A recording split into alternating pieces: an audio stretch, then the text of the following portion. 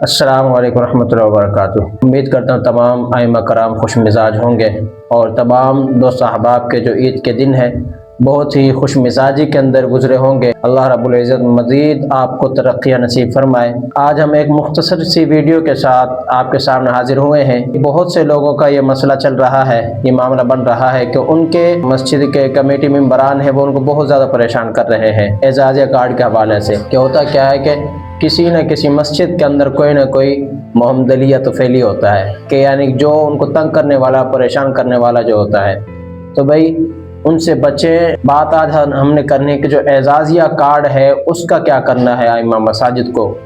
تو پہلی میری بات یہ سن لیجئے کہ آپ نے کسی بھی صورتحال کے اندر جو اپنا اعزازیہ کارڈ ہے کمیٹی ممبران کو کسی کو بھی نہیں دینا۔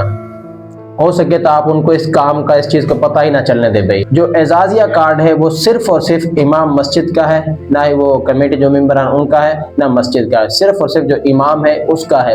وہ چاہے تو اپنے کو کس طرح بھی اس کو یوز کر سکتا ہے۔ اور ایک اور بات، اگر وہ اس مسجد کو چھوڑنا چاہتا ہے جس جگہ وہ ہے، کہ جس جگہ رہتے ہو اس کا اعزازیہ کارڈ لگا ہے، تو اسے چاہے کہ جب کسی دوسری مسجد کی طرف جائے، اپنی جگہ کو منتقل کرے تو اپنے اعزازیہ کے ساتھ اس مسجد کا ایڈریس سارا لکھ دے اور ایسے دفتر میں جا کر جمع کرا دے، تاکہ اسے کسی بھی مشکلات کا، کسی بھی صورتحال کا سامنا نہ کرنا پڑے۔ آپ اپنے اعزازیہ کارڈ کو جب بھی اپنی مسجد کو چھوڑ کر جائے تو کسی کو بھی نہ دے، کیونکہ اس پر صرف اور صرف آپ کا حق ہے اور کسی کا نہیں ہے۔